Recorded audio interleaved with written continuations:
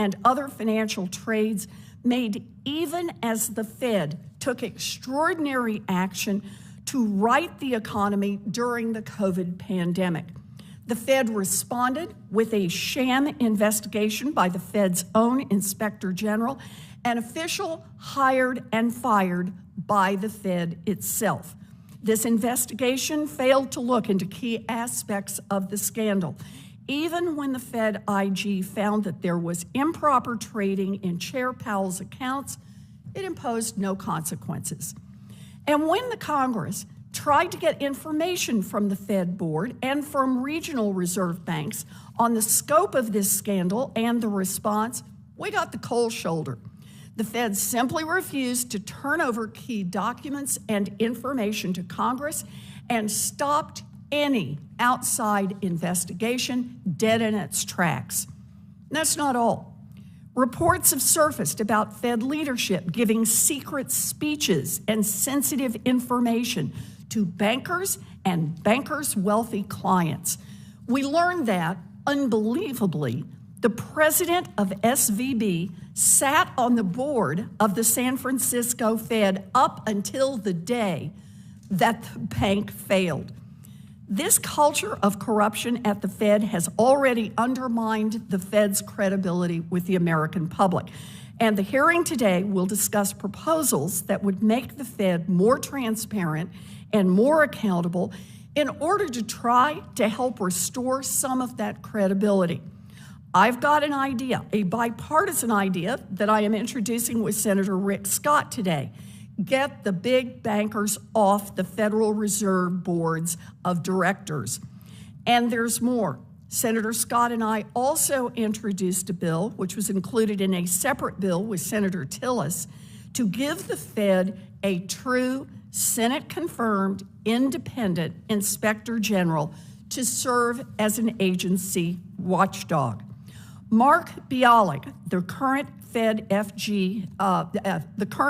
IG, is here today. Mr. Bialik, I appreciate your joining us because I know you have a busy schedule. And I want you to know that my concern about your current role is not personal. My concern is institutional. You were chosen by the then Fed Chairman Ben Bernanke in 2011, and you serve today at the discretion of Chair Powell and the board. In other words, you are supposed to be the watchdog of exactly the people who hired you and who have the power to fire you. That dynamic tends to create watchdogs that don't bark. At best, you are in an impossible, compromised position when it comes to investigating wrongdoing at the Fed. To restore public confidence in the Fed, we need a strong, Senate-confirmed inspector general to conduct rigorous, independent oversight. I appreciate your joining us today, and I look forward to discussing these and other matters. So we are now ready for your opening statement, Mr. Bialik. Thank you, and good afternoon, Chair Warren, Senator Scott, members of the subcommittee. I'm Mark Bialik, the Inspector General of the Federal Reserve Board and the Consumer Financial Protection Bureau. I very much appreciate the opportunity to be here today to discuss oversight and accountability for the board.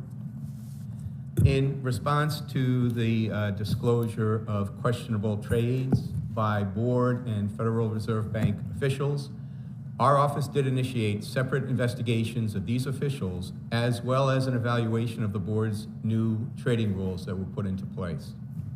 We expanded our investigation of board officials to include Chair Powell's trading activities based on public reporting.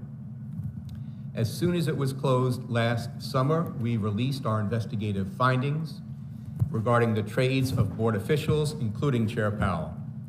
However, we did not release the details of our investigative steps and techniques because we must protect the integrity of our other ongoing and closely related ethics investigations of senior Federal Reserve Bank officials. I understand there is criticism about the independence and thoroughness of our ethics investigation of senior board officials, given the limited information that we disclosed. But I want to emphasize that we independently and thoroughly investigated this matter. We pursued the facts wherever and to whomever they led. We didn't just take people's word for what was told to us about the activities. Rather, we thoroughly reviewed relevant records, including over 3 million emails, financial disclosure reports, trading data, brokerage statements, and for all of the relevant trading activities. We also consulted with OGE, the Office of Government Ethics, which is the federal government expert on government ethics. All of this factored into our findings and our recommendations that we released, and I stand by our work. Once we conclude our investigation of Federal Reserve Bank officials, I am confident that we will be in a position to provide a detailed explanation behind the determination of our investigative results. To reform Federal Reserve oversight, legislation has been proposed to convert our office, as you mentioned, to a presidentially appointed and Senate-confirmed position. This is ultimately, of course, a matter for Congress to decide. I just want to emphasize that under our current structure, we have the same authorities as other IGs to audit and investigate without interference from our agency head. We have unfettered access to all agency records and documents, subpoena authority, law enforcement powers, such as executing search and arrest warrants, and the ability to hire our own staff and control our own resources. We have the same reporting mechanisms at our disposal if attempts are made to resist or object to our oversight activities or to significantly delay our access to information. In conclusion, we exercise our independence most directly in how we perform our work. Determinations on audits and evaluations and investigations we conduct are made by us alone. No board chair has resisted or objected to our oversight work since I have been the IG. If that were to happen, I would not hesitate to report that to Congress. The breadth and impact of our work is solely attributable to the OIG staff, who dedicate themselves to doing the hard work of developing independent findings and recommendations to ensure that the board is held accountable and operates effectively. I am so very proud and thankful for the work they do every day. Congress is a key stakeholder for us, and of course, we always welcome your feedback on risk areas that you see facing the board or the CFPB. This concludes my statement, and I'd be pleased to respond to any of your questions. Thank you. Senator Lummis? Thank you, Madam Chair.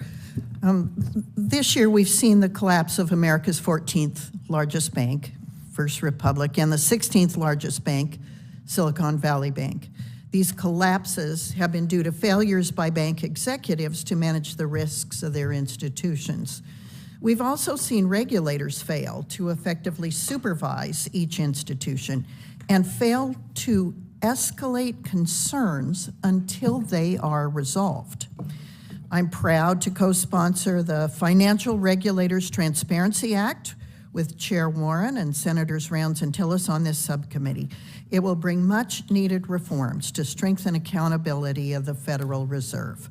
For example, regional Federal Reserve banks would be subject to the Freedom of Information Act, an essential tool for government accountability. And I think this is tremendously important to the public as well as to members of Congress. It's been a true source of frustration for us that our letters requesting information go unaddressed and unanswered. Mr. Bialek, The Fed's OIG is required to complete a review of the agency's supervision of a failed institution when there's a material projected loss to the deposit insurance fund. So when can we expect a report on recent bank failures? Thank you for the question, Senator. We opened up a review of SVB. Of the 3 banks you mentioned, that is the only one that is supervised and regulated by the Fed. The other 2 are supervised and regulated by the FDIC.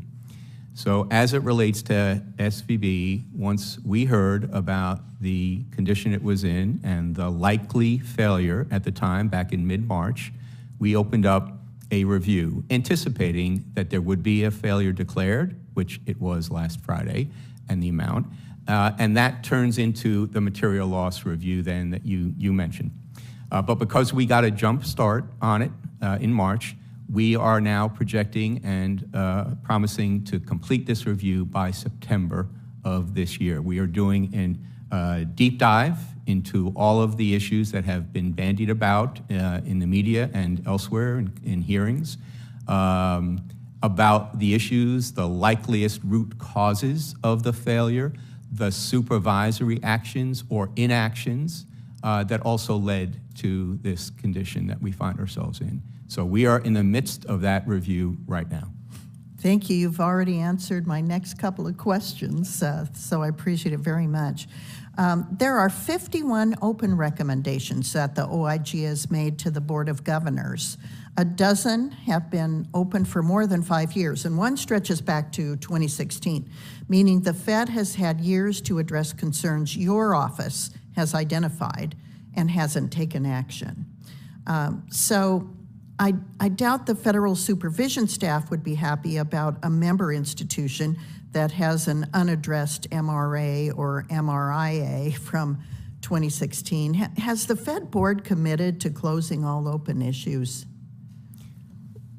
Well, let's make sure we're talking about the same thing. In terms of our open recommendations, if you were referring to the IG's open recommendations, that is something that we have ongoing discussions with the responsible officials at the Fed to assure ourselves that they are taking action in a timely way to address those types of recommendations. Many of them, and I think the oldest of the ones you're referring to, Senator, involve their interagency rules. And so they have to get the consent, the agreement of other agencies in order to implement, but have informed us that they are going about that process and are themselves ready to commit. If you're talking about recommendations of the supervisors about banks, that's a different issue. I'm also interested in the open issues that are non-public. So could any of those non-public open issues have contributed to the Fed's failures in supervising SVB? I don't believe so. What I believe is that our non-public open recommendations deal typically with IT security, sensitive access, IT, cyber security related matters, and that's why they're not public, not the kind of supervisory recommendations that relate to SVB. In 2021, your office found that the Fed had not established an effective enterprise risk management governance structure, and that a majority of members of the Senior Officer Committee disagreed that there were clear lines of responsibility and authority for risk management within the Fed. And I'll have you answer this question later because we've got a number of people that want to ask questions and I need to go vote.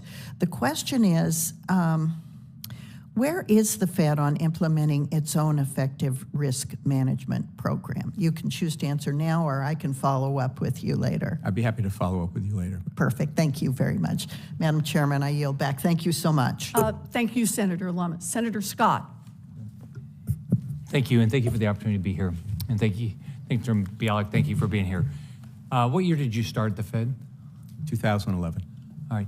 Between 8, 9, and 10, how many bank failures were there in the country, do you know? Between 8, 9, 2008, and 10? 2009? Oh, before I got there? Yeah. I can't give you an exact number, sir. Once you got there, would you agree that if there's a bank failure, that the Federal Reserve probably has some responsibility? If it's a bank that they supervise or regulate, sure. So in 2008, 2009, 2010, there were banks that the Federal Reserve was responsible for that failed, right? Yes. So since you've been there, have you done any review of why those banks failed and any failures of the Federal Reserve? My predecessor would have done those at the time. But sure. you haven't done any since you got there. We have done, but I think there was one MLR a bunch of years ago, but nothing significant and nothing recent. How many banks that the Federal Reserve was responsible for have failed since you've been there? I'm sorry, how many? How many banks have failed since you've been there? Less than a handful, I think. Okay. So let's say 6, if you think that's the right number. That would be a guess. I'd really want to look into it and get you an exact number. I don't want to mislead the committee. So of those, let's say it's 6, how many reports have you done that anybody was fired because they failed to do their job? I can't answer that question. I don't know. Does that mean none? I can't answer. I don't know. Do you know of any? I'm not aware of any, no. Okay. So as far as you know, of bank failures, of any report that you've done, no one's been fired? None that I have heard of. Okay. So with regard to the stock disclosure, right, that there was there's an accusation of insider trading. You've done some reports, but you haven't released that publicly yet, right, all of it? Correct. Has anyone been fired? There are 2 matters that we've closed out. There are 3 matters that are still open, ongoing investigations. Was anybody fired? Not that I'm aware of. I don't know. I wouldn't necessarily know. Okay. So why wouldn't you know? Well, we provide our work and issue our reports, and You don't follow up? the 2 reports that we issued, or the 1 report that we issued on the 2 investigations that we closed out, didn't have findings of wrongdoing. So I wouldn't expect there to be the kinds of actions that you're referring to. Okay. All right. So I've been up here 4 years. For the first time since I've been up here, with that unsolicited, a federal employee wrote me a letter. Senator Warren and me a letter saying you disliked our idea of having a presidential appointed supervisor election, or a inspector general. All right, so first off, that surprised me. So first, did you tell Chairman Powell that you were doing this? No, I did not. Did he say anything to you after you did it? No, he did not. Did you talk to anybody at the Federal Reserve? You just did it completely on your own? I did. Okay. So you believe that you can adequately do your job when you report to the same people you're supposed to review?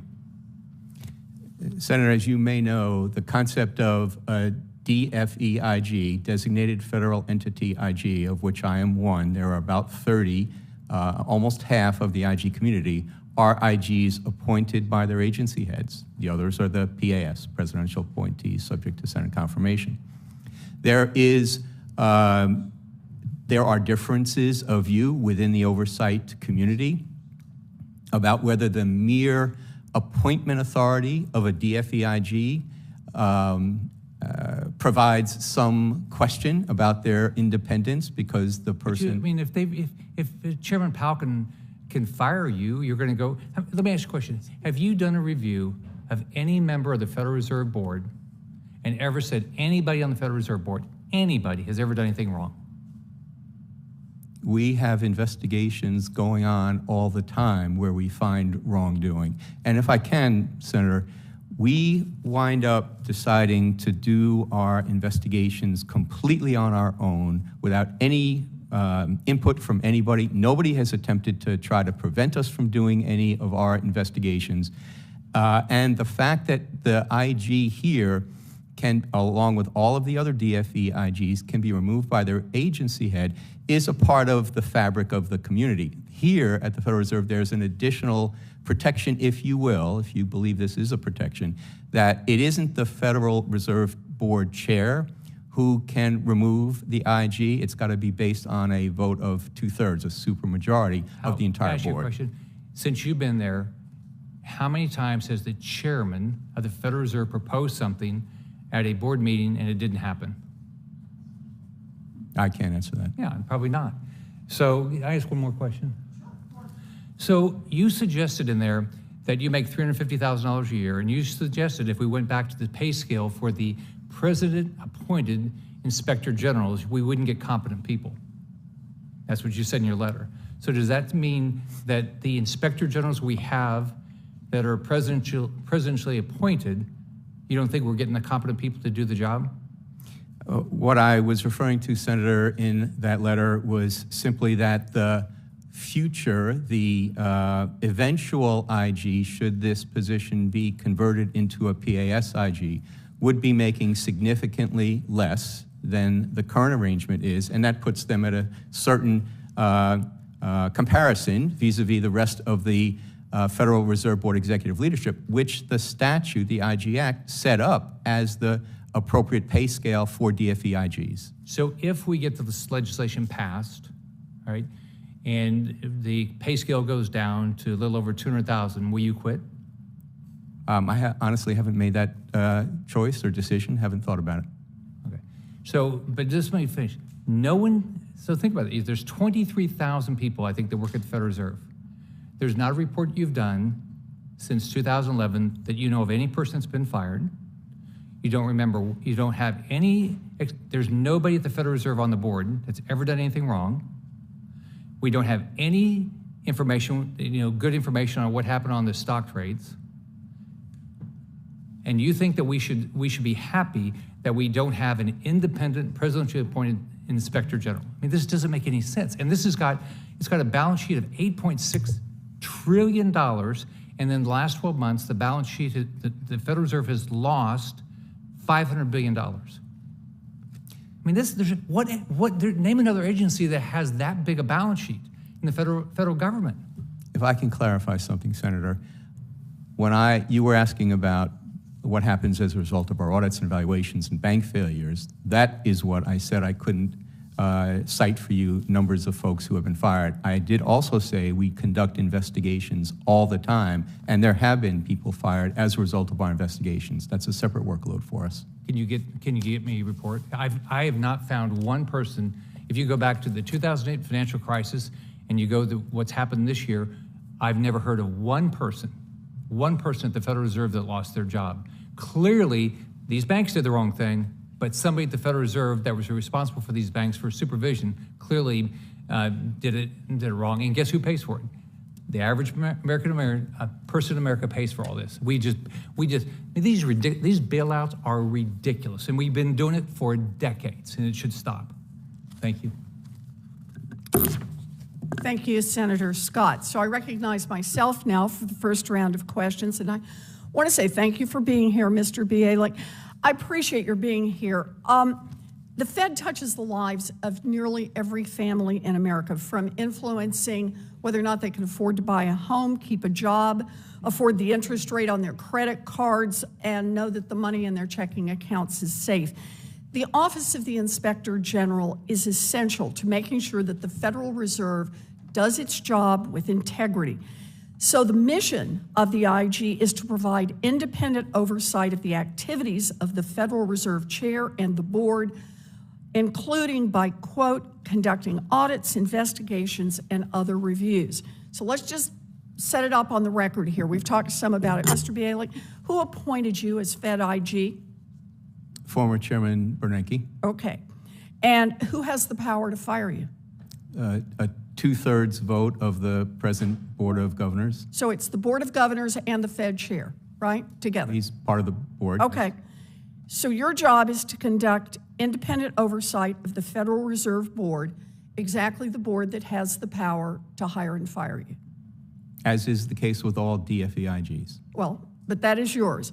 And I noticed earlier that you said no one has ever tried to interfere with any of your investigations, but has there ever been a single day that you woke up not remembering exactly who has the power to fire you? I don't think about that. Yeah, I'm sure you don't. The inspectors general at nearly all of the cabinet level agencies have a very different IG structure.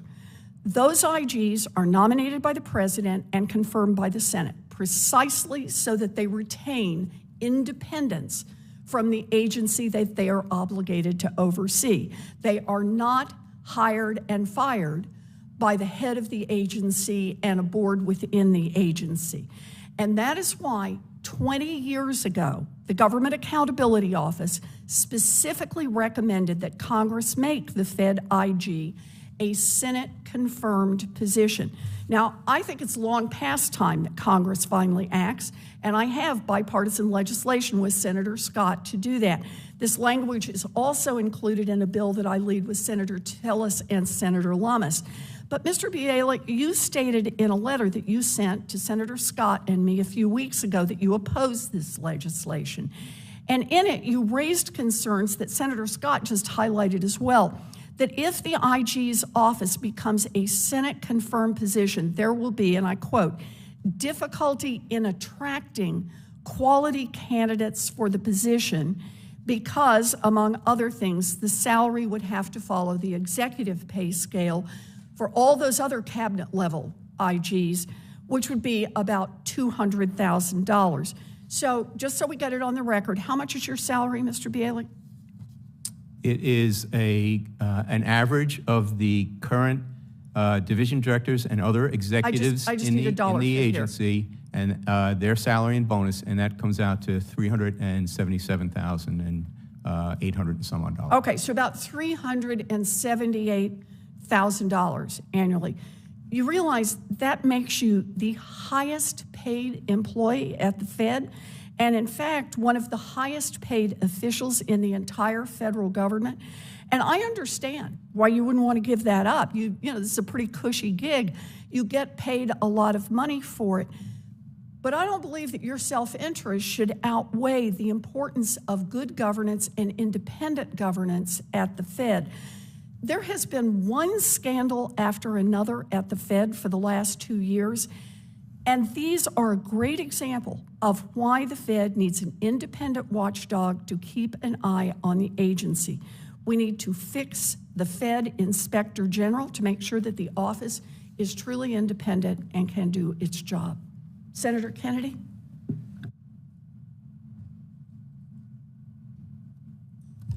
Thank you, Madam Chair. General, welcome. Help me. I tried to listen carefully to my colleagues, but I'm still a little bit confused. You've been IG since 2011, and you do a lot of internal investigations. In other words, did some particular employee at the Fed not do their job? Is that correct? Yes. About how many of those you think you've done? Well, in terms of investigations of potential misconduct or wrongdoing, we have typically had a running average of about 60 or 70 of those. Obviously, the pandemic. Is that total? 60 or 70 a year? No, at any point in time. Okay. Many of them are closed. New ones come in through our hotline, which we open up, but that's typically a rough gauge for how many investigations So we have pending. Since you've been there in 2011, again, I'm talking internal investigations, would 500 sound right? I'd have to look into it. I don't want to give you a number. No, I'm not going to hold you to it. Is it more? You think it's more than 500? I would like to look into it and get you an exact number. Okay. In what percentage of the cases, just ballpark, do you find wrongdoing? Again, it would be a wild guess, and I'm not comfortable giving one to you, but we can certainly look into that and develop those numbers for you. Frankly, I would have thought would have that before you came today. Do you think it's more than a half? No, I would not think so. More than a quarter? That's where I'm uncomfortable. Well, is it happen frequently that you find wrongdoing, or infrequently? It's not infrequent. It's not infrequent? Mm-hmm. Okay. All right. And when you find wrongdoing, are the people who committed the wrongdoing, according to your report, fired? Sometimes. Okay. What percentage are fired? Again, sir, I would like to get you a specific number if that's what you'd like. Yeah, I think if you could could get us that number, and perhaps we could do this again.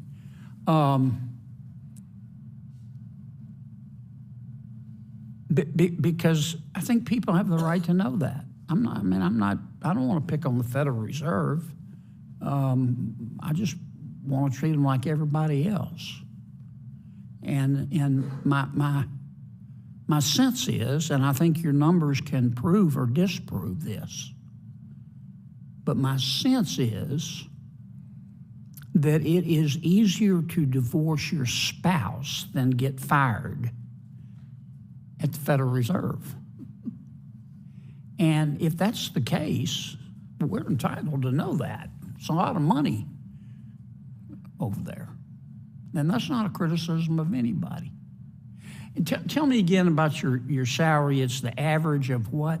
It's the average of both the salary and the bonus that is attributed to the other individuals who are similarly situated in terms of the organizational structure, which for me is the division director level. So there are 12 other individuals, and it's the average of their salary plus bonus. Okay. So there are about 13 of you, and your salary is set on the average of the 13. That is the case for all DFEIGs. That's in the IG Act as the formula to be used. Just asking. Are the others set that way too? The other The 12 other ones whose salaries are used to get your salary. I'm not aware of how those are set, Okay. are established. Okay. And do you get a bonus? No, I do not. Okay. Do the others get a bonus? Yes, that's part of that average that I mentioned. Okay. Do all 12 of the others get a bonus? I don't know the answer to that. Do they get a bonus when they say inflation is transitory and it's not? Do they still get their bonus? I don't have the answer to that. Okay. How do we get that information? Requested from the Federal Reserve folks. How about we call the IG? Can you get it for us? IG should not be in the position of getting information to turn over if we're not otherwise engaged in an audit or evaluation or investigation. I know you're in the, if I could have 30 more seconds. I know you're in the process of looking at the bank failures, and I don't want you to, I'm not trying to put you on the spot because you don't know yet, but you know, I found two things ironic. Maybe irony is the wrong wrong word to use, but as a result of well, strike that. It seems that ever since the Great Recession, we've been very concerned, as we should be, about banks that are too big to fail. Big is dangerous. I'm not against big. I'm against dumb. So, but if you have an institution that is really, really big and it does something dumb, it hurts a lot of people. Nobody ever goes to jail, but that's a separate story. But it looks to me like, as a result of these recent failures, that our big banks are getting bigger. Mm-hmm. And I find that ironic. Again, maybe the wrong word. I don't know if you're going to look at that in your studies. Well, Senator, that strikes me as being a straight-ahead policy issue. Mm-hmm. The Federal Reserve Board decides what rules of engagement for the supervision of banks at different sizes, tailoring, all of those are supervisory, policy-based decisions, and the IGs are prohibited from getting involved in overseeing policy. Senator Warren and I may disagree with this, but we disagree a lot, but we still like each other. But see, if I ask Mr. Barr that question, I think the answer I'm going to get is, look, the problem with the bank failures is the management did dumb things, and they were incompetent. And yes, some of my regulators were not as proactive as they should have been, but it's Trump's fault. Trump ain't my homework. And I don't think that's a candid assessment of the situation. The other thing that I find curious, and I'm going to ask Mr. Barr about this, traditionally, when banks get in trouble, you don't go out and shout it. You know, we're in trouble. They call their regulators, say, we got a problem here. Or the regulators spot it and they go in. And to prevent a bank run or panic, they handle it quietly. And the regulators will call around with other banks that are healthier and say, can we affect a marriage here? And that doesn't seem to be what's happening. And as a result, the healthy banks that would normally come in and help for a price, a fair price, and help the failed bank, the healthy banks, they're pretty smart. They're waiting. They're going, no, we don't want to come in too early. Let's let them go under. And then we'll come in and we'll get a great deal, and the taxpayers will have to guarantee all our potential losses. Can you look into that? Because if I ask Mr. Barr, God bless him, he's just going to say, it's the fault of the bank presidents and Trump ate my homework. So I'm looking for somebody who can help us answer those. To the extent that you're asking, Senator, about the process of once a bank fails, what does the Fed, what does the FDIC do in terms of trying to get another bank to come in and take over or buy its operations? That would be kind of post-failure, so that wouldn't be part of our current review, material loss reviews, but we can consider looking into the kind of post-failure issues like that, or discussions that may have been had with the other financial regulators. I'm taking too long, but here's what I'm getting to. And this is not a criticism of J.P. Morgan or Mr. Diamond. I have great respect for both of them. But you know the deal they made is a good deal. I'm not suggesting that they shouldn't have made a good deal for their shareholders. But the truth is, the deal was so good, if we still had white pages, you could open up the white pages, put your hand over your eyes, and pick a name and say, we're giving you this deal. And it would be successful because the taxpayers had to guarantee 80% of the losses. And somebody needs to look at that. Senator, I'd be happy to come up and talk to you further about that, have my team come up and discuss it with you and your staff and see if there's a way. But I want to talk about it in front of the American people. Okay. Okay. Well, we can start by having a conversation in your office if you'd like. It's up to you. Thank you, sir. Thank you, Senator Kennedy. Senator Kennedy, I want to follow up on something you did. I have another round of questions I want to do. But we're talking about this compensation issue. And the reason we're talking about compensation is just basic conflicts of interest. It's very hard to oversee somebody who can fire you. It's very hard to point out that this is the person who engaged in wrongdoing if that's somebody who can turn around and fire you. But I want to raise a second point that came out in the question about how your compensation is calculated. I believe you said your compensation is the average of the other people whom you investigate, and it's their salaries plus their bonuses. So if your investigation finds they did really bad and stupid things that caused them not to get bonuses, what happens to your compensation? If there is a reduction in one of those individuals' bonuses, so you make less money that's if correct. you find wrongdoing in the people you oversee. Do you think that creates a conflict of interest? I don't, honestly, because I have been in the IG community for over 42 years. I'm not in this business to do anything but make sure that we properly, the 130 folks who work in the Office of Inspector General, properly oversee the work, the efficiencies of the Fed. And if we find improvements that need to be made, it's our job to point them out.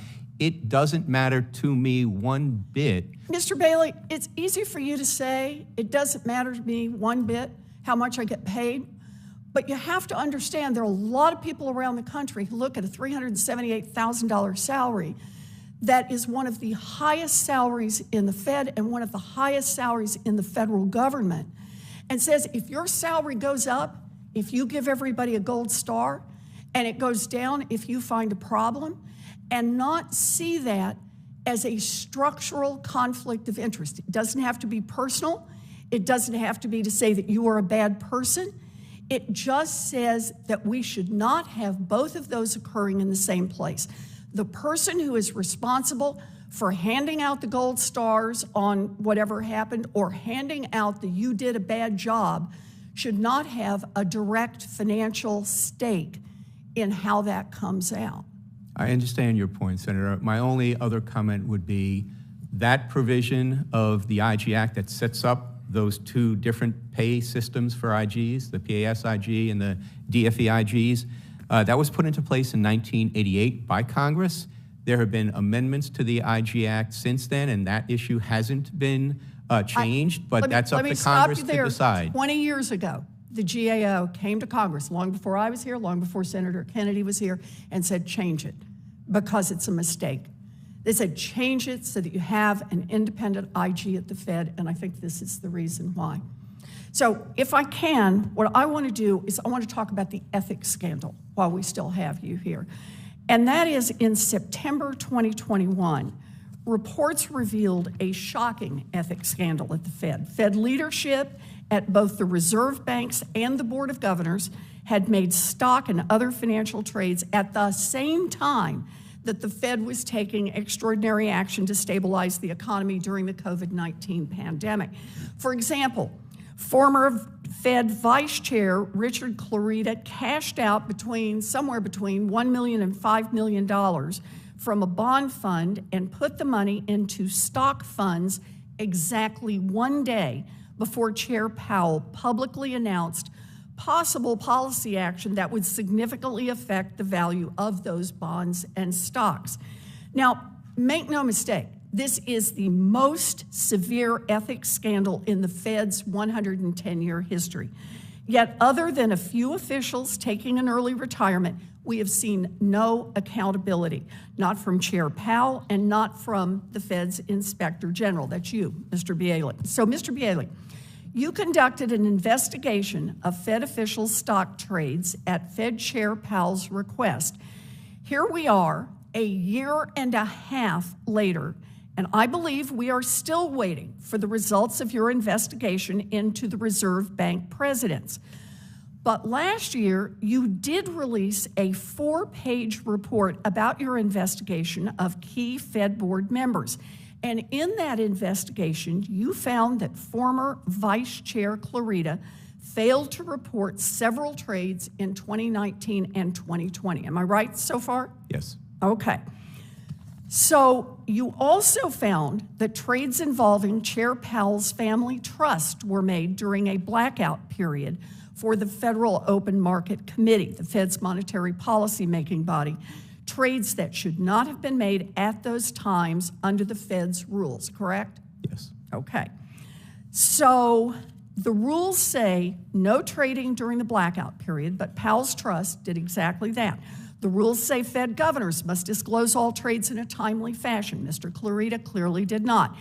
And yet your investigation, I'm going to quote you here, quote, did not find evidence that your boss, Chair Powell and Mr. Clarida, violated the Fed's rules. That finding just makes no sense to me. The actions of the chair of the Federal Reserve and a governor of the Federal Reserve were unambiguously inconsistent with the Fed's rules. You just said so, but you recommended no disciplinary action, no corrective action. Now, in addition to your conclusion that flies directly in the face of the facts, I also have concerns about what you left out of your investigation. According to his financial disclosures, Chair Powell sold between $1 and $5 million worth of stock at the start of October 2020, reportedly one of his largest trades ever, just as the stock market was beginning to tank. This is suspicious timing, but you did not look into this trade as part of your investigation. Why not? If I can elaborate a bit more on this series of questions or issues that you've raised, Senator. Okay, can you just answer this question, though, first, so I don't get confused here? Why did you not investigate this trade? It's not in your report. We investigated all trades made by both former Vice Chair Clarida and Chair Powell. We looked at each and every one of those trades. We reviewed the source documentation for those trades. We got into a level So you're telling me these trades did not occur? No, I'm going to tell you that as it relates to Vice Chair Clarida, those 4 trades that were made that were not initially included on his 2019 and 2020 financial disclosure reports were left out. The resolution of that, we have to audit and investigate against criteria. The criteria is, yes, they should have been included, and they weren't. Then how could you say there was no evidence that anyone violated the rules? It clearly violated the rules. The Office of Government Ethics, this is their form, the government ethics program throughout the executive branch is monitored by and set up by the Office of Government Ethics. Their approach is if someone leaves something out of a report, assuming, as is the case here, that the trades were not prohibited trades and they were not made during official blackout periods, that the resolution is to include those on the subsequent report, to make it a complete report for the next year. What Vice Chair Clarida did is he went ahead and amended those forms from 2019 and 2020. So he did more than what the Office of Government Ethics would have advised him to do. So when I asked you the questions, do they violate the rules? You say, yes, they violate the rules, but it turns out if you fix it later, you don't count that as violating the rules. That, according to the Office of Government Ethics, and what was the that's answer? The case. And if I can, on Chair Powell's charitable family trust that you mentioned, that is a matter where the financial advisors who handled that family trust, that charitable family trust for them, was notified of the blackout dates for the FOMC blackout period. They were asked to make, as they are every year towards the end of the year, to sell some assets so that the family trust can carry out its requirement to make charitable donations at that time of year. They admitted that it was their oversight that they did the transaction a day or two after the blackout period began. The request was made before that. And it was their kind of error, their mistake that allowed that to happen. There has to be kind of an intent to misreport. Look, we can get into the intent questions, you know, particularly when you're telling me about Clarida, for example, corrected this later. Yeah, he corrected it after you opened an investigation, which is just not exactly the moment that gives us all confidence. But I still didn't hear the answer to the question about that I asked you here. Chair Powell sold between $1 and $5 million worth of stock at the beginning of October 2020, one of his largest trades ever. Suspicious timing, but you did not look into the trade as part of your investigation. I just want to understand why. We did look into that trade. The trade was not prohibited, nor was it made during the blackout period. If I can add, I acknowledge that our investigative report lacks the kind of detailed analysis that would kind of close these perceived gaps that you're alluding to, Senator, but it was intentional. While we pursue these other closely related and ongoing ethics investigations of the Federal Reserve Bank officials. So I absolutely agree that the allegations of improper trading and ethics violations are disturbing, and they are alarming. I agree with you wholeheartedly, but we have to conduct a thorough, independent investigation. You have had a year and a half. And we You did not call out the trades that we can see. Let us just put it this way. This is not strong oversight. In fact, it is not even competent oversight. It looks like, to anyone in the public, that you gave your boss a free pass. And that's just not going to cut it here.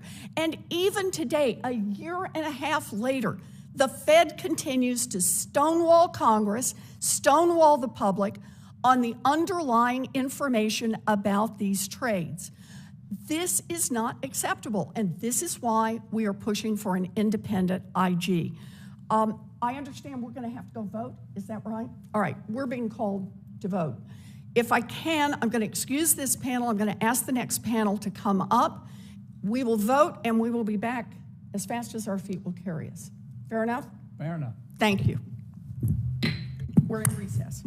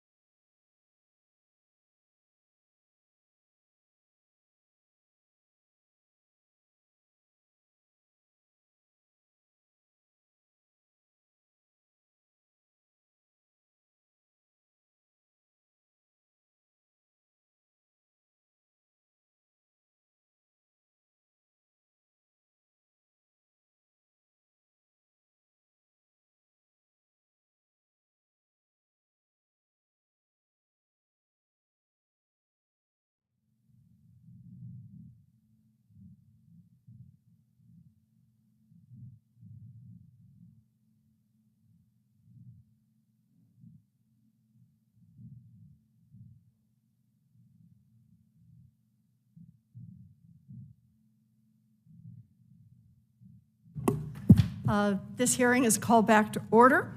Now I will introduce our witnesses. First, I am pleased to introduce Dr. Peter Conti Brown, the class of 1965 Associate Professor of Financial Regulation and co-director of the Wharton Initiative of Financial Policy and Regulation at the Wharton School of the University of Pennsylvania.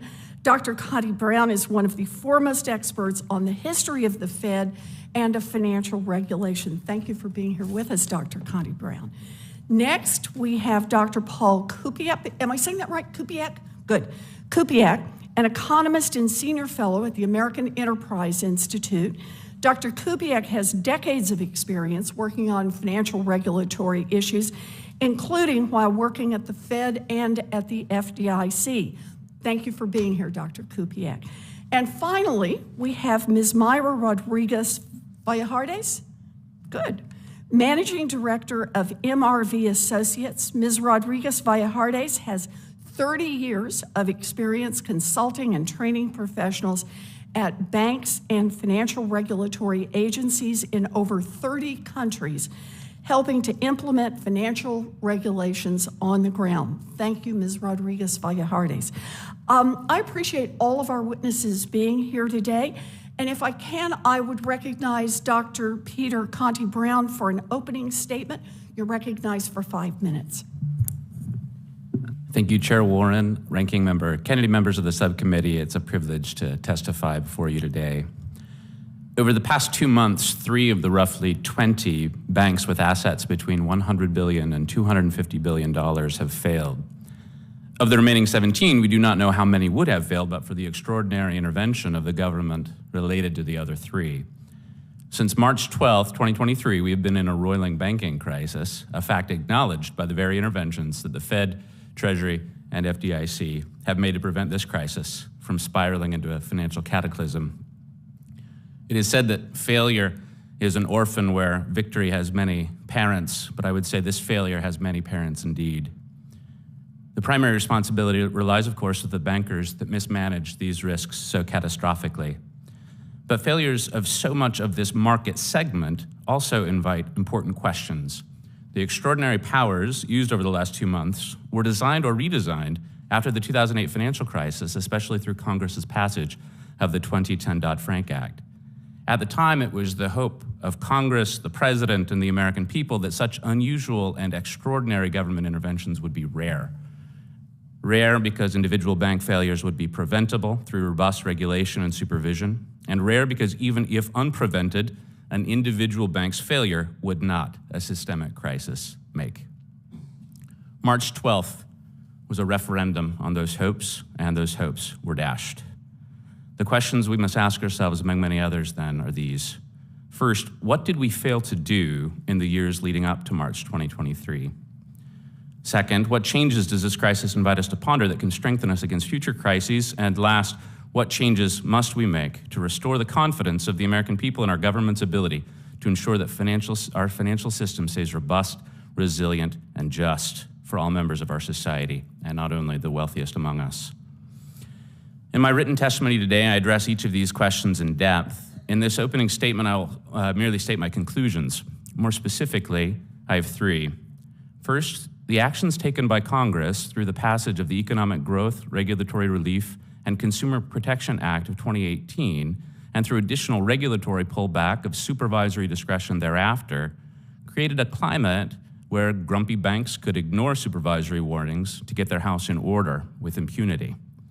We're still learning more of these details, most of which remain bound and gagged behind walls of confidential supervisory information.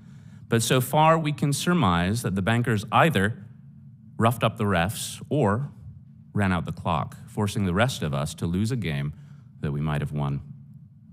The law passed in 2018 is a key part of this story, despite the fact that the law itself did not contain a binding mandate for these supervisors and regulators to exit the field. Bank supervision and its relationship to Congress simply does not work that way. It depends instead on instructions from legislators and regulators to guide the practice of this hyper-secret, highly discretionary, and extremely potent form of government oversight.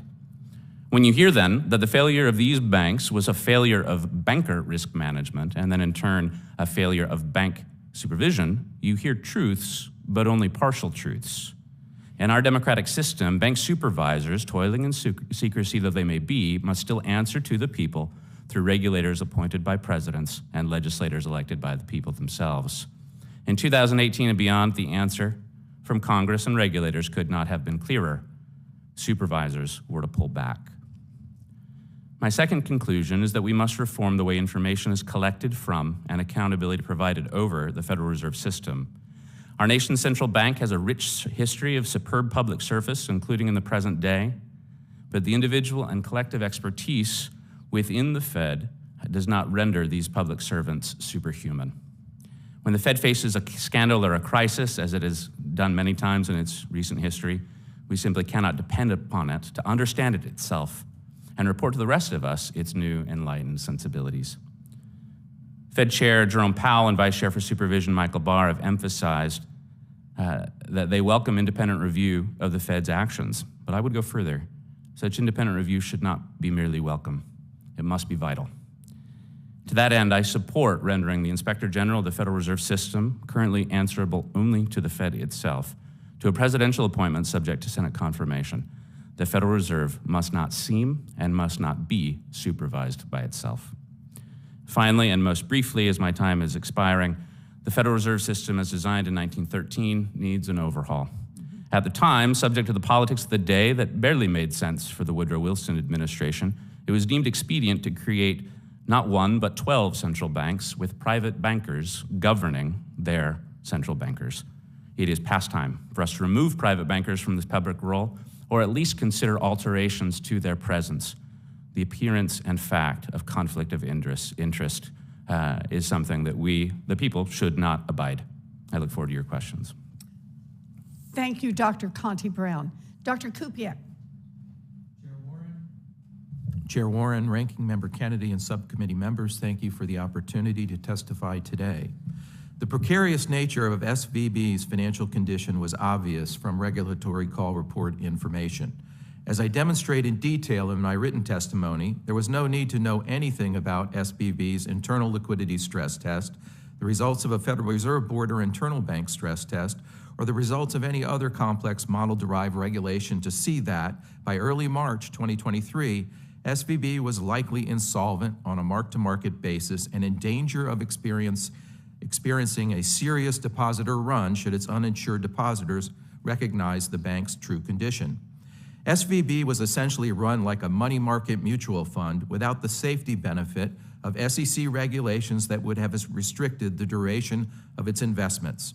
SVB funded itself by attracting large uninsured deposits during a period when short-term interest rates on these accounts were close to zero.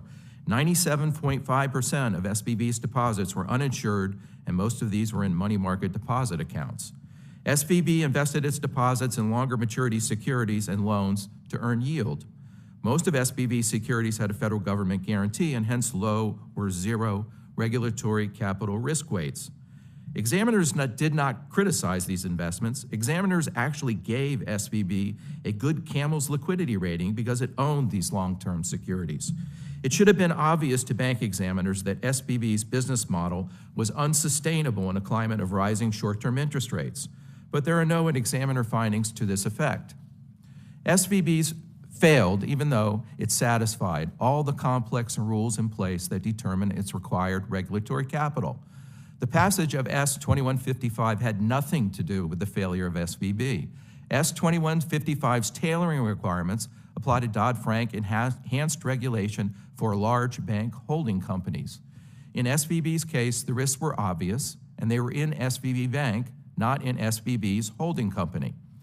Federal banking regulators have ample power under prompt corrective action legislation to remedy any serious safety and soundness issue examiners identify in a bank like SVB. Timely and proper exercise of the Fed's prompt corrective action powers could have been used to de-risk SVB, but they weren't. Virtually all of the corrected supervisory recommendations made to SVB concerned processes associated with SVB's model-based large bank regulations and other bank procedures required to measure and monitor SVB's risks.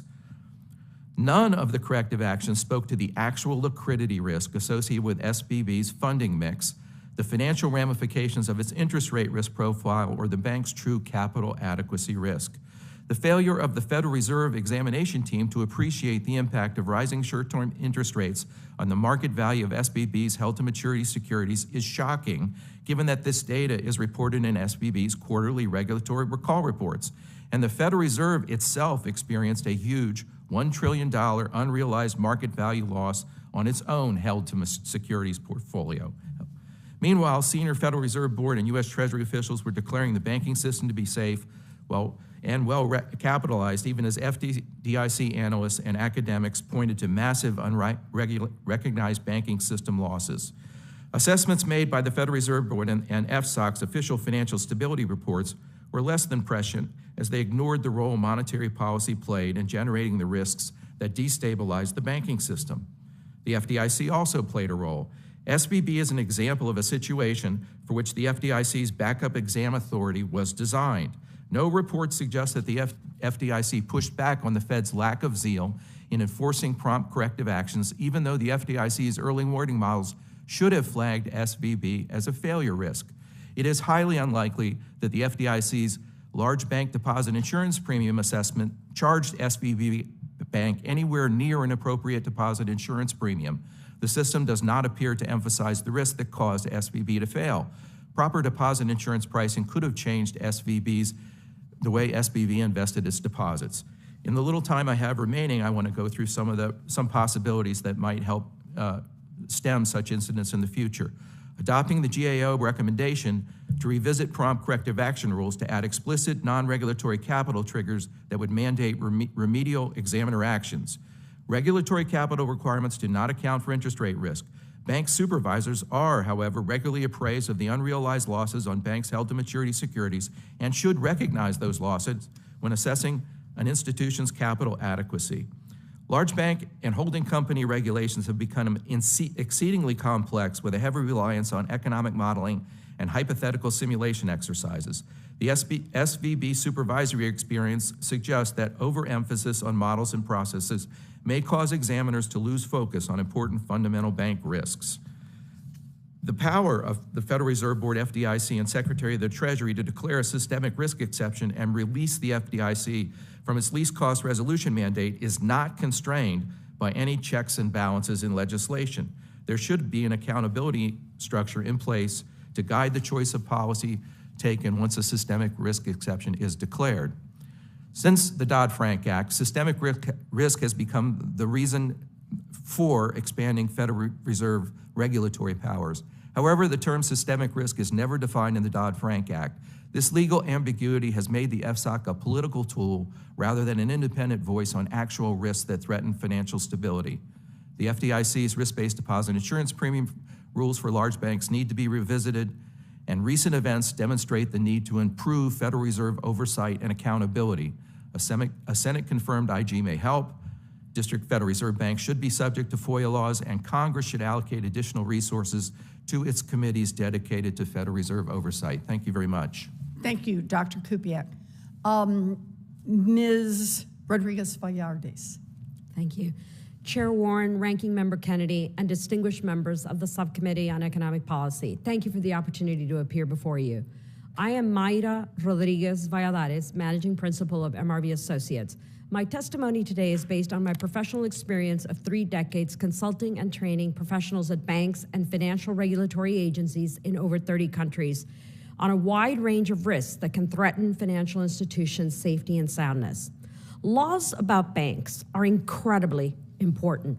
They lead bank regulators to define the type of rules they write, promote supervisory culture at the top, and design examination processes.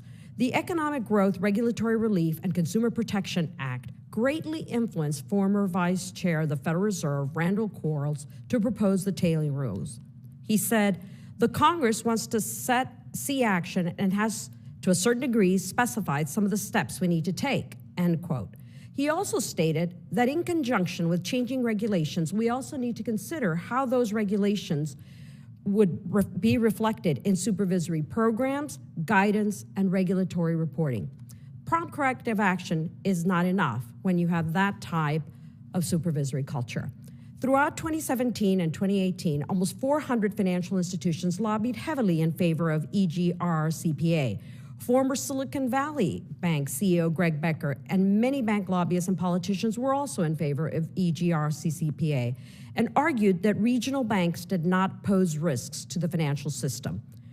Barely 5 years later, those words did not age well. I do not have schadenfreude when I remember that in August 2018, I wrote, taxpayers should not be fooled into thinking that banks that are in the asset range of 100 to 250 billion are not systemically important, because regional and foreign bank organizations of that size are incredibly interconnected to other financial institutions and to thousands of companies in the U.S. due to the loans that they extend and the financial derivatives that they arrange for companies of every size. If any of those banks were to run into problems for being insufficiently capitalized, or if they were to become illiquid, taxpayers would suffer the consequences. After conducting the financial sector assessment process of the United States in 2020, independent analysts and consultants hired by the International Monetary Fund were critical about the shortcomings of S2155, EGRCPA, as well as of the Federal Reserve's tailoring approach.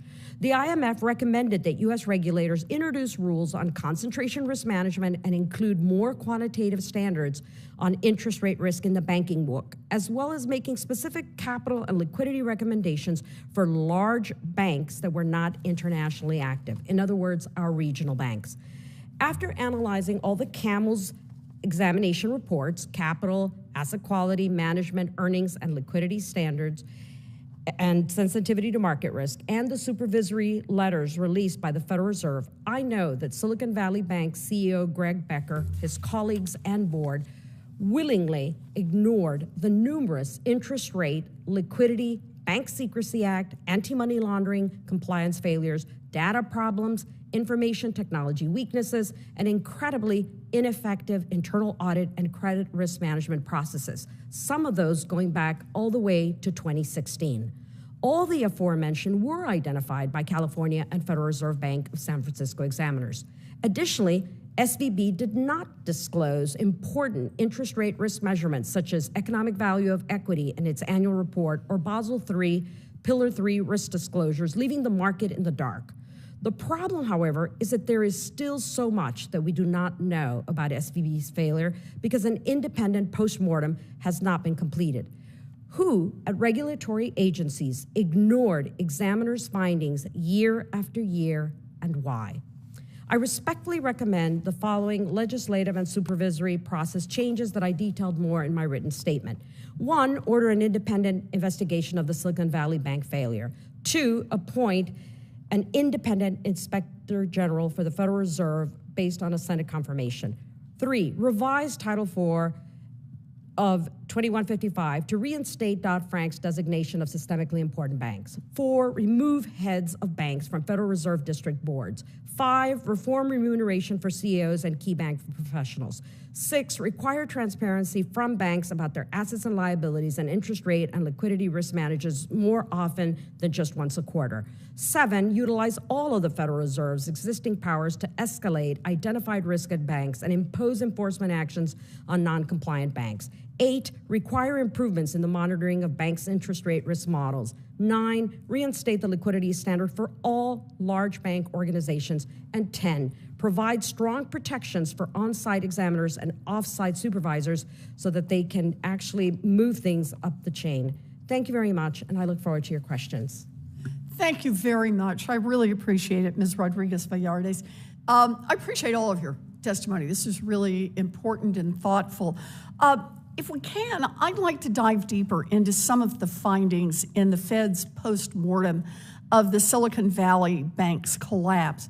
The report made clear that the Fed failed at every step along the way, from the Board of Governors at the very top to the San Francisco Fed bank examiners on the ground, who were unwilling or unable to force SVB to fix its problems before the bank blew up. So let's start at the top with the Board of Governors. You know, this is the body where bank rules are written and then communicated. down to the reserve banks to enforce. One of the 4 causes of SVB's failure that the Fed report identifies is the 2018 law that Republicans, with the help from some Democrats, passed. This law severely weakened the guardrails that Congress put in place after the 2008 financial crisis to ensure that greedy banks never again crash the economy. That was certainly the intent. Dr. Conti Brown, you are an expert on financial regulation in the Fed. According to the Fed's Vice Chair Barr's report, how did the passage of that law, let's just call it 2155, that's what we call it around here, how did the passage of 2155, this bill that Congress voted on, lead to SVB's failure? Thank you, Senator Warren. The provision in 2155 that refers to changing the asset classes is only about 5 pages long. It's very short. And it doesn't contain a mandate, Fed, thou shalt not supervise these banks.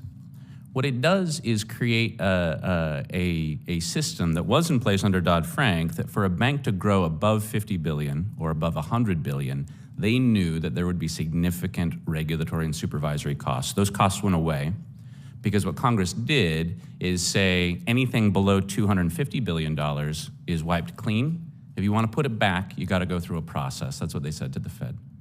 And so for Silicon Valley Bank, which was hovering right below 50 billion at the time, that was just a massive neon light saying, grow, grow, grow. So that was one way. And when they grew so fast, so far on both liabilities and on assets, they couldn't diversify. And so that led to flighty deposits that rendered them sensitive on the funding side. And it led to undiversified assets, which led to their collapse in this interest rate environment. The other thing that it did is send a very pointed direction. And as a historian of bank supervision, I'm currently writing a 600-page history of bank supervision that I'm nearly completing. I can tell you this is exactly the way Congress works. It writes laws and it says, this is the way we want you to use the tools, even when it doesn't say thou shalt or thou shalt not. And that's exactly the way that Title IV of the law is written. It's to say, pull back on this regulation and give a green light for massive and undiversified growth. So the Fed report says that Congress told the Fed to deregulate, and that's what you're saying. This is the message that was delivered. The Fed heard that message loud and clear, and then it used that message to open up and start to deregulate even further throughout the Fed system here.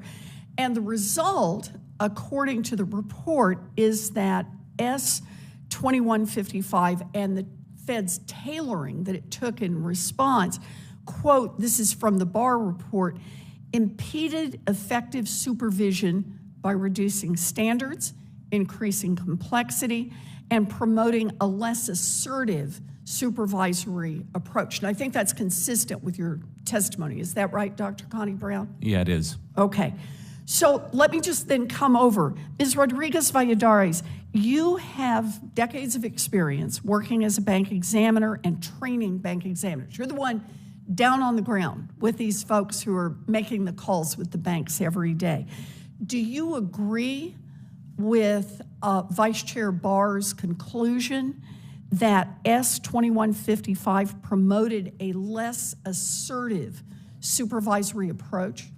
Yes, very much so. And former Vice Chair Randall Quarles made it very clear before the American Bankers Association in the quote that I read that he really saw that Congress wanted these specific steps, and all of that is part of how, starting at the top, that tone, and filters all the way down to the different kinds of supervisors and examiners. And the tailoring rules meant that Silicon Valley Bank, for example, did not have to do a lot of incredibly important things, like really measure from a market perspective interest rate risks in the banking book, for example. It didn't have to do stressed liquidity coverage ratios. And so because it didn't have to do them, it didn't have to report them to the regulators or to the market. And that's incredibly important because if the regulators miss it, but it then comes out in an annual report or Pillar 3, then the market can discipline the banks. And all of that, unfortunately, was missing precisely because of those tailoring rules. So the loosening ends up having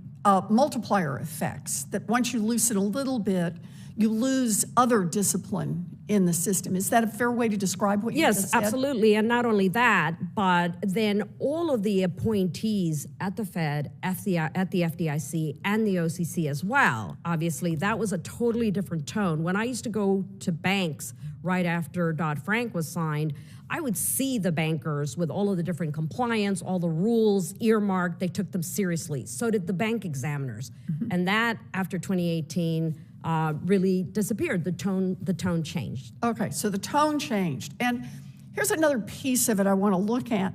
You know, not only did the Fed use the political cover that Congress gave it and moved in the direction of weakening the rules for big banks even further, the Fed itself was lobbying for the bill to weaken regulations the whole time. Fed Chair Powell testified in favor of it. And according to press reports, the Fed's general counsel may actually have even drafted it. Now, the members of Congress who voted for S-2155 and the banking industry that lobbied for it now argue that the Fed had the discretion to continue to apply stronger rules to banks like SVB. They just chose not to. And I agree. The Fed should have used its authority to apply stronger rules to banks with more than $100 billion in assets. And that is why I called on Fed Vice Chair Barr to use that authority immediately now, and I'm glad that he has committed to do that. But you don't get to write a law that shoves the Fed in a strictly deregulatory direction and then turn around and say, gee, we wish they hadn't deregulated. Dr. Connie Brown, do you think that the big banks and the people calling on the Fed to deregulate would have supported the Fed's decision? Take yourself back to 2018.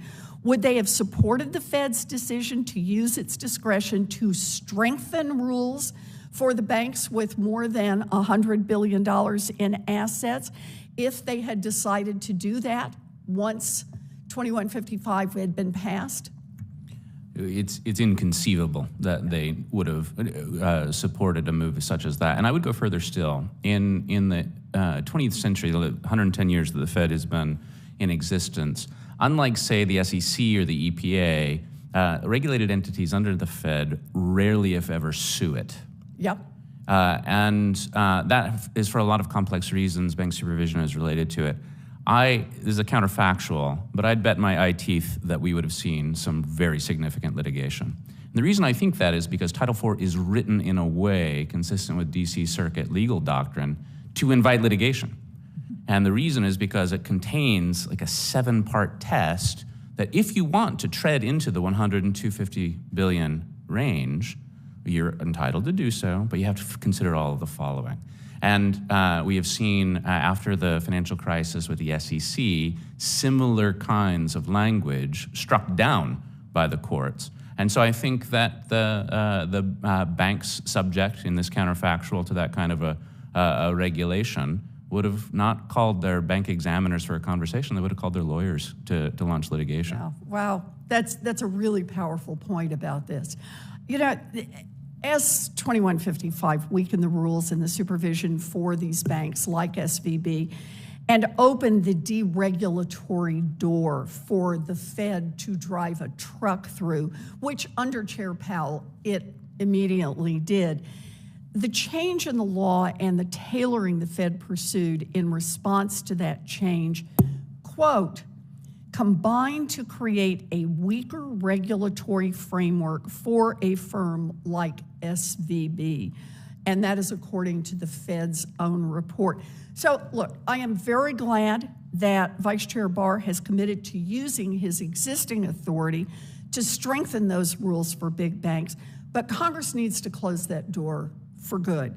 And that is why I've introduced a bill to repeal Title IV of S-2155, which would undo the Fed's deregulation of the biggest banks and ensure that we apply tougher rules to banks like SVB that have the power to threaten our banking system. Now, ordinarily at this moment, I would turn this over to my Republican counterpart for questions, but since he's not here, I'm going to go to my next round of questions on this. I want to focus on the other part of the Federal Reserve System, and that is the regional banks. Unlike the Board of Governors here in Washington, which is a public body with governors nominated by the President and confirmed by the Senate, the 12 reserve banks are private corporations overseen by private citizens, including a lot of bankers. Even so, these private reserve banks are permitted to play a crucially important role in public policy, including voting on interest rates and supervising banks. In the case of Silicon Valley Bank, the San Francisco Fed was the regulator on the ground responsible for ensuring that SVB was managing its risk. But the San Francisco Fed clearly failed to do so. By the time SVB collapsed, it had 31 unresolved supervisory issues, triple the number of warnings that similar banks had, which was already too big. It is great that the San Francisco Fed sent those warnings, but what's the point of sending warnings if there's no follow-up? Do you think no one is paying attention? Why didn't the San Francisco Fed force SVB to address the problems that the San Francisco Fed had already identified? Not they needed to figure out some other stuff, the stuff they clearly knew. So Dr. Connie Brown, I know that you have written a lot about the reserve banks, so let me just ask you for a little background here. Let's get this on the record. Who are these private citizens who oversee the 12 reserve banks? Well, they hold an extremely important public trust, but they're not public officials. There are 9 of them total for each reserve bank, but there are reserve bank branches that consist of other boards that serve in a similar kind of role. For the reserve banks, these 9 are divided into 3 classes, classes A, B, and C. Class A are the bankers themselves. They are folks like Greg Becker, who was the president of SVB, who one minute would be sitting on the boardroom at SVB, and then I'd look at his watch and run over to the San Francisco Fed. So I've got another board meeting to go to. The next 3 are non-bankers, or at least not currently bankers, but they're also appointed by the bankers, supervised by the Fed. And Class C are to represent the public. They're appointed by the Board of Governors. Historically, all 9 of them were either recent bankers, current bankers, or distant bankers. Class C in the last 15 years or so has been better diversified. So let me just get this straight. 2/3 of the people that oversee each of the reserve banks and handpick the leadership are elected by the very same banks that are regulated by the reserve bank. And 3 of those people actually work at the bank, right? That's how this works. That's right. Dodd-Frank did. People wouldn't believe this. You realize? No. People think it's you're sending up quackers conspiracy theories when you tell this. It's written in the Federal Reserve Act. And one change that was made by Congress in 2010 is that the Class A directors, these are the bankers who are currently working as bankers, can no longer vote on the appointment of the Reserve Bank president. But we don't know what they can say about it. And I've talked to some people who say, oh no, it's a very strict wall of separation. And others say, oh, they're constantly participating in the same kinds of discussions. As with nearly everything about Reserve Bank governance, the public has no idea. Right. Okay, so this chummy little group is making a lot of policy here and nobody else gets to see it. And you mentioned that one of the directors at the San Francisco Fed was Greg Becker, who at that very moment was also CEO of SVB. In fact, Mr. Becker, I just want to draw the line, was a director overseeing the regulator that was supposed to oversee Mr. Becker's bank. And this is exactly at the time that SVB received 54 supervisory warnings from the San Francisco Fed bank examiners. And the bank examiners, surprise, surprise, made no follow-up to force SVB to change any of its practices.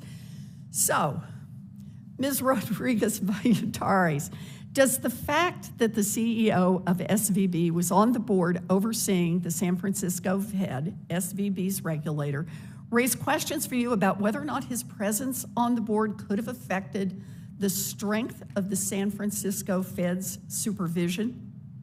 Absolutely. He never should have been there, and it is something that is of great concern. He himself yesterday, when he testified, mentioned that he frequently met with the president of the San Francisco Fed at least once a month, sometimes more frequently. And it's very, very difficult for examiners or anybody else at any of the district feds to say anything that is going to be critical of one of the board members. That kind of mechanism doesn't exist. And it's unfortunate that there still hasn't been a complete independent investigation of the SVB failure, because there's a lot of documents that were missing. Normally what happens, you examine a bank and you write about your findings and you submit your notes, you submit all of your documentation to what's called an EIC, the examiner in charge, and then he or she will review it, and then there's various other layers of middle management at the district feds that will look at those reports. So we, the public, have not seen, wait a minute, those risks were identified at SVB year after year, but what kind of middle management or anybody else got involved in the writing of the report?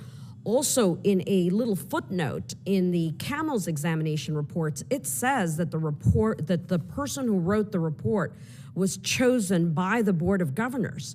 And so what then is exactly the relationship of the Board of Governors and the San Francisco Fed in this specific examination? So those details are very important. So it sounds like to me that this is clearly a case of the fox guarding the hen house, and all the way through the system here.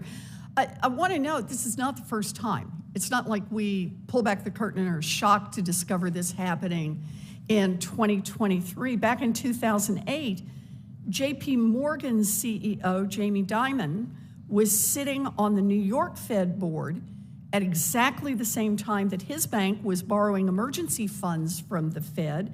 And who was the chairman of the New York Fed board at the time? It was the former head of Goldman Sachs, who was serving on the Goldman Sachs board at the same time, even as Goldman Sachs was borrowing billions of dollars from the Fed. And of course, all this happened at the same time that the Fed banks were recommending to Congress to do a huge bailout for the giant banks. So this has obviously been going on for a long time. Now, after 2008, Congress took steps to address these gross conflicts of interest at the Reserve Bank boards, but clearly we've still got a long way to go on this. And this is why Senator Rick Scott and I introduced a bipartisan bill today that would prohibit big bankers from serving as Reserve Bank directors. It would also subject directors to ethics and financial conflict of interest rules. It would foreclose any opportunity for directors to interfere with the supervisory process. You know, Dr. Kupiec, I'm afraid you're not going to get in on this, so if I can, I'll just turn to you and ask you, do you think if some of the legislation, like the kind that Senator Scott and I have proposed, I don't know if you've had a chance to see it in any detail, but would it help some with these conflicts of interest? I have not read the legislation, but I would I'm point. sorry, I didn't mean to cold call you on that. No. Well, I looked a little bit at the IG, which I think is a good idea, but I would point out that the other two banks that failed are not part of the Federal Reserve System, and Signature Bank had Barney Frank on its board of directors and Alphonse D'Amato, a former senator and head of the banking committee, on its board of directors too.